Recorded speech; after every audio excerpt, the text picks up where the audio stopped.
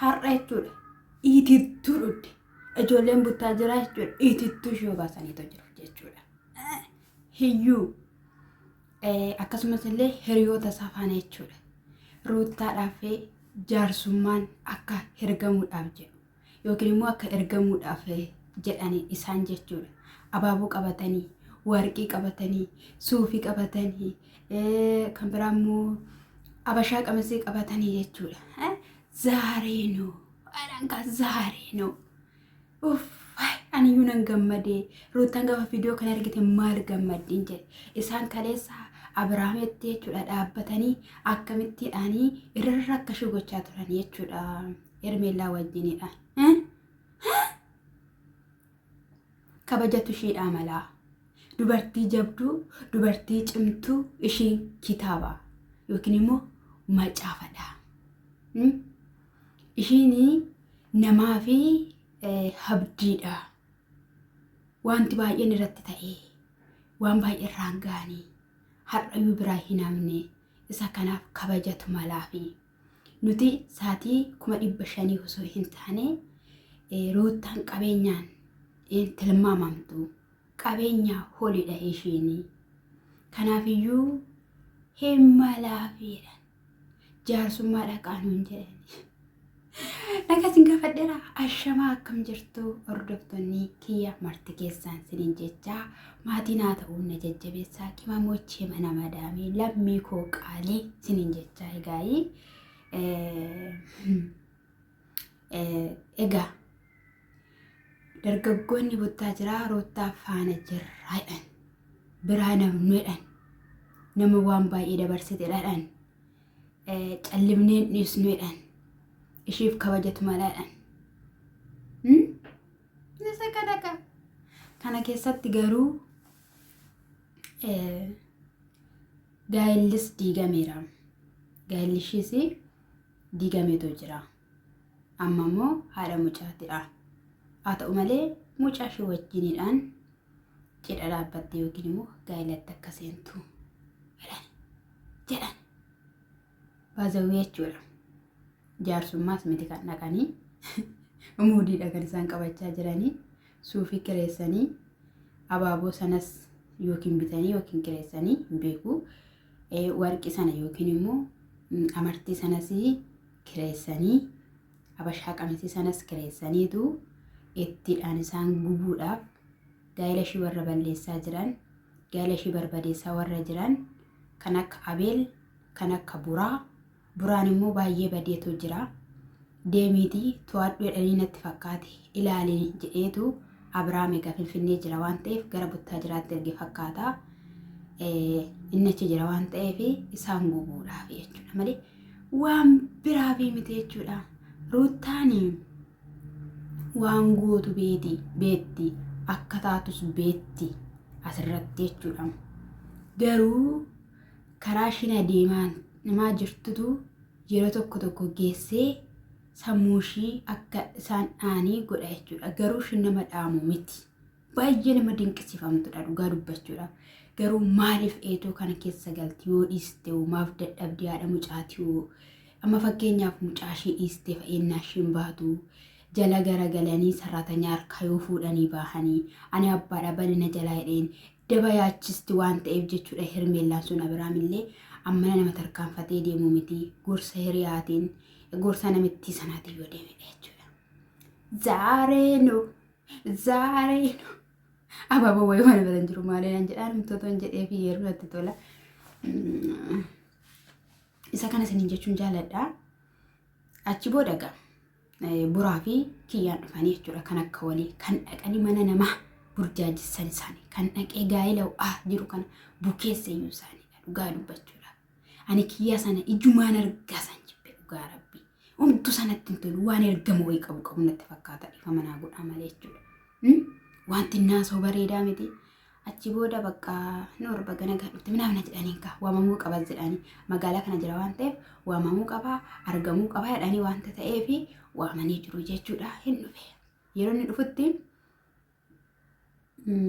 dubbisedhanii achi shimgilinya naadha jedhanii kaa jaarsummaadha jedhanii eessadha maal fuudhuudhaaf jettaa jennaani nama sirrakkisaa boqonnaa dhuwaa gaa'ela ishiitti akkanan rafan jireenya ishiitti akkanan rafan dubartii biraa fiddanii fi ishiitu akkanti jaarsummaa deemnuu fi namatu nu ergachaatu jira jennaan qusaaqusii waan argitaniin tilmaamtaniiti gaa'elaaf gaa'ela adda baastu gaa'elaaf gaa'ela diiguudhaaf jettu jedhe kaburaan arabakkii akkana isaan gaa'ela diigan manni isaanii akka burjaaja'u dhalli isaanii abbaa malee akka guddatu kan godhe simmiti diigumsa gaa'ela kanaa keessaa sintu ga'ee guddaa qaba.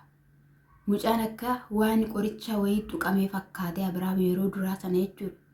Nagaa miti hojjettee namni muluun angodeessu nu dirasitti kan fide sin mataa keessan. Har'amoo gaa'ela diiguudhaaf mucaa abbaa malee guddisuudhaaf sarraatanyaa keessan hojjettuu keessan godhattaniitu roottaan manuma teessee mucaa Abiraam eddimee akkasumee karoora isaanii dhugaa rabbime ilaalamee asawaa isaanii jechuudha. Roottaan bakka mucaanuma qabatteetu dhufee inni achitti ilaalee ba'aa ishii mucaa qabattee teessee bara ishii guutuu jechuudha mee bara ishii guutuu qo'ame bara isa kam jira wanta akkanaa bara duriyyuu jira bara darggeedha sanayyuu jira hin jiru unkan jaaraa 21 kana dhiisaate jechuudha. Hanshaaqee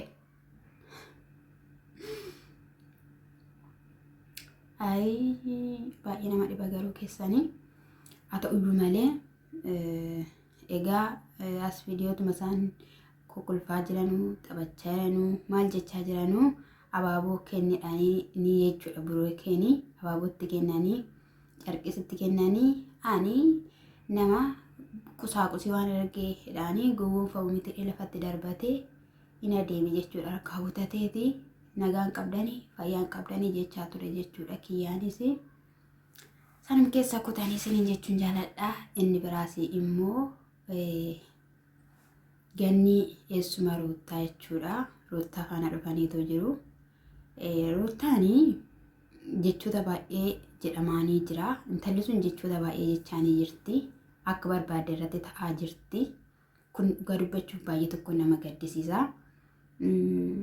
Viidiyoo kaleessaa galchisaan kan lakkisan hin argine fakkaata ganniini. Inni ishiin akkasitti taate jechuudha. Kaleessa kan waraabame viidiyoon irra lakkifame. Garuu ani roobeelii biras dhaqeetu jira. Manas hin jiru. Asis immoo naan dhufu asis hin jiru. Garuu immooanii fi Roottaanii wajjinidhaanii akka haasofnu nan barbaada. Har'aan nan gaafadha. Sinis waan tokko gaafadhu naan jettan jettee yeroo kanatti ishinis Roottaa maalidha wanta ati gochaatoo jirtu kuni namichi dhufe kun maalidha ana humtu saayyuu natti hin tolle dhiifama naa godhi eessattis beektaa jennaani baay'ee nama gaariidha nama dinqiidha waliis galaa jira manumattiyyuu waan baay'ee isaa bareetu jira. Dhiisuu hin danda'u dassuu koo jetteeni ayi maatiin si lolaatoo jiru yeroo darbes immoo si bilbilanii sitti haasa'aniiru isa kanaafiyyuu dhiisuu qabda kuni sin barbaachisu ati ganaa haraasiidha haadha daa'imaatii mucaas immoo gattee bahuun sin barbaachisu waan baay'eedhaa fi of eeggannoodha kan si barbaachisu. Jetteen jechuudha. Yeroo kanatti Roottaanii ani osoonii gochuu yookiin immoo waan tokko gochuudhaaf yaadee waan baay'ee taasisuu nan danda'a. Waan baay'ee gochuu nan danda'a. Beekumaan dhiise. Ishiinis immoo kan narratti taasisaa jirtu Ermeelaanis immoo dhugaa qabdi. Waan baay'ee isaan argachuudhaaf waan baay'ee taasisteetti waan baay'ee dabqiteetti wanta ta'eef samuuna kanammoo isatu natti deebi'aa jira. Inni gara koo gaafa dhufu narkaa ba'ee jechuudhaani yaaddoo keessa galti. Isa kanaafiyyuu uma yaadda inni jetteeni Roobeeloo maaliif as hin dhufne ishiin azirtiin dhufin jetteen yennaan ani waan akkasii hin jenneeni tasumayyuu hin jenneeni maal jedheen akkasis jedhaanii carraa namatti walirra sin hin buufne malee jetteen jechuudha. Egaa dastaan jireenya kee keessaa ba'uu qabaa. Kana caala mana kana keessatti hin dhufiini jennaan hangafa jalqabaayyuu hin beekne waan hin beekne hin qabu. Akkasumas immoo akkamittiin argatanii faranjii fi roobel jennaan isaan kallattii garaagaraadhaan isaan argachuu danda'e. Durayyuu isaan barbaadaa ture waanta ta'eef garuu dhufanii anaadhaan sapiraayisii na godhanii itti yaanne erga dhufee immoo homa gochuu hin dandeenye. Garuu dhufuunsaa waan na dabbaree hin qabu jechuudha. Argitan akkatti hin fakkeessitu maaliif yoo ani hin barbaadu fedhumyaanii diraamaadhaaf yoo jette jaritti sanatu gammada jechuudha. Kanaaf amma ibsuun barbaanne akkasumas illee wanta ta'u ganaa argita jetteeni too jirti jechuudha ganniidhaanii. Kana caalamoo jettee illee jirti ishiin illee jechuudha. Yeroo kanatti egaa isaanis dhufanii si jeeqaa jiru. Boqonnaa siif hin kennine aara sin galfachiifne wanta ta'eef bakka si fudhadheen deema wajjin hin gallennaan ani kana booddees hin galu dhufanii too maatii koo jeequ waan na biraa hafan miti. Yeroo darbes haala sanadhaan maatiin dhiphachaa turanii ammas lammata hin barbaachisu. Wanta isaan fidaniif wanta isaan taasisan hundumasaa asuma taa'ee hin danda'ette asuma taa'ee danda'een bira darbuu qabaa damdamadheeni jetteeni. Ishiinis immoo isa biyya hormaa deemuudhaaf jettu kanammoo dhaabii jennaani isa sin dhaabu jette jechuudha. Waan hin dhaabu hin qabu dhaabuun nan barbaachisu jette jechuudha. Na bakka baay'ee tokko gorsiteeni namni kun ba'uu qaba jireenya kee keessaa. Ati ganaadha of dhaggeeffachuu qabdaa of ilaaluu qabdaa. Gaafa baatu of eegii gaafa galtu of eegii. Ishiin xiqiidhaanis irratti ka'aatoo jirti waan baay'ee irratti mallatteeffatteetoo jirti. Ishii ergeechaa jiru mucaa dastaa kana Hermeellaa ergeechaatoo jiru. Suuraallee naaf erganii hordoftoonni kee immoo baay'ee tokkodhaan si jaalatu baay'ee tokkodhaan si kabaju. Isa kanaaf jennaan natti agarsiise jetteeni sittan agarsiisa jettee jechuudha. Yeroo kanatti gaa'ii kan nama dhibeen dhiifnee suuronni in hojjetamu aappii garaagaraattiidhaanii. Namoonni tokko ediitii godhanii aniyyuu viidiyoo yookiin suura ilaalee kan inni ofii kootiifiyyuu poostii godhu baay'isaatu jira. Ajab amma nama jechisiisutti suurri hin amanamu. Animmoo waan tokko bira gahuu barbaadeera taanaanii ofii kiyyaadhaa fi bira gahuun hin danda'a. Waan hanga kana na dhibu miti itti yaannaanii jetteen jechuudha. Yoo barbaadde immoo bilbilee siif awwaama hammayyuu arguun barbaadda taanaan jetteen sirumayyuu immoo jettee jechuudha. Ganniin namoonni baay'een immoo bilbilanii si gaafatu biraan deemini wajjiniin ta'ii naan jedhu. Anis kunoo ijoollee kiyya dhiisee jennaan isaanillee maaliif hin ergitu naan jedhaniitoo jiru. Kanii ishiin jette egaa biyya Tigiraay immoo obboleettiin tokko Ruuttaa akka mucaa kiyyattanii jaaladha kan naan jette jirti.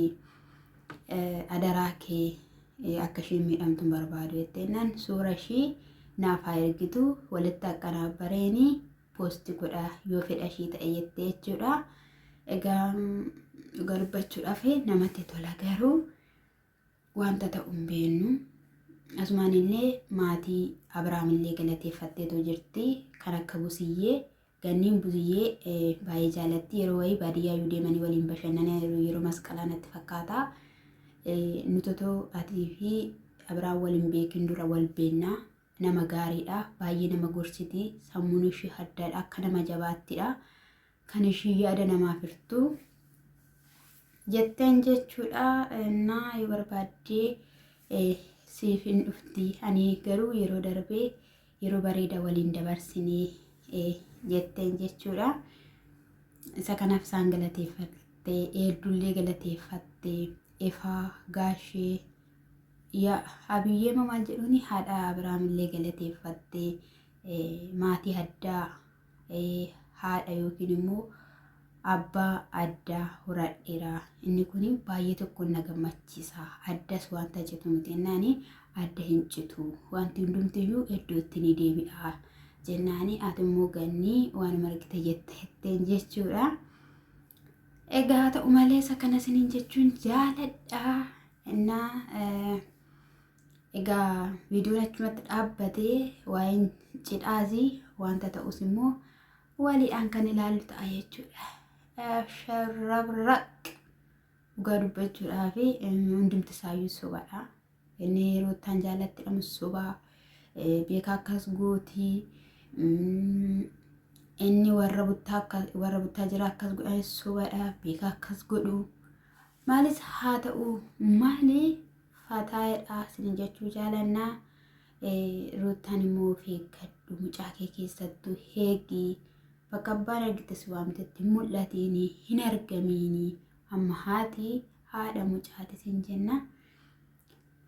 Qomawwan koommoo maatiin haa ta'uun na jabeessaa shaaloo.